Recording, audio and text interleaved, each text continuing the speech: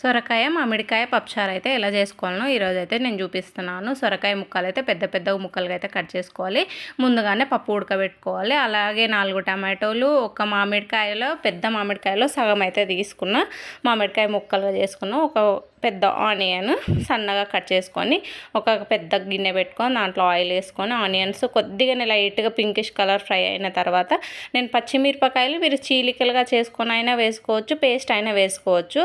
ఇంకా పిల్లలు ఉంటే అన్నీ తీసి పక్కకు పెట్టుకుంటూ టైం చేస్తారని చెప్పేసి నేను పేస్ట్ చేసేసిన తర్వాత కరివేపాకు ఇంకా అది పచ్చిమిరపకాయలు కొంచెం ఫ్రై అయిన తర్వాత కరివేపాకు, సొరకాయ ముక్కలు, టమాటోలు అన్నీ వేసి మంచిగా మగ్గించుకోవాలి. అలాగే ఇప్పుడు దీంట్లోకి కొద్దిగా పసుపు, ఉప్పు వేసేసి మొత్తం కలిపేసి మనము ముక్కలు కొంచెం మగ్గేంత వరకు ఆయిల్లో ఫ్రై అయ్యేంత వరకు అయితే ఫ్రై చేసుకోవాలి.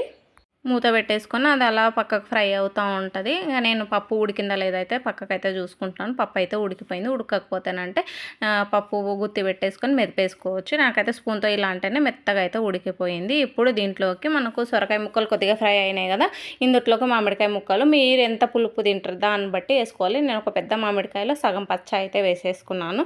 మామిడికాయలు వేసి అలా కొంచెం అటు ఇటు స్ప్రెడ్ చేసేసుకొని మూత పెట్టేస్తే మగ్గిపోతాయి ఆవిరికి. ఇప్పుడు కొన్ని వాటర్ వేసుకోవాలి. వాటర్ వేసుకొని ఆ సొరకాయ ముక్కలు, మామిడికాయ ముక్కలు మొత్తం ఆ వాటర్లోకి దిగేసి ఉడికిపోతాయి.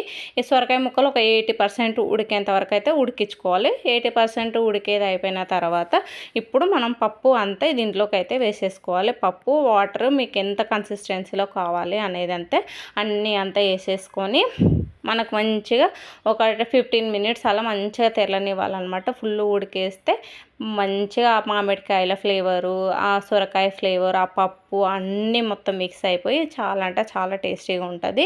ఇంక ఇప్పుడు లాస్ట్లో మనకు మొత్తం ఉడికిపోయిన తర్వాత ఒక 2 రెమ్మల కరివేపాకు స్టవ్ ఆఫ్ చేసిన తర్వాత పైన వేసుకొని క్యాప్ పెట్టి ఒక 5 మినిట్స్ అలా పక్కకు వదిలేస్తే ఆ కరివేపాకు ఫ్లేవర్ అదంతా పప్పు చారుకి బట్టి చాలా అంటే చాలా టేస్టీగా ఉంటుంది.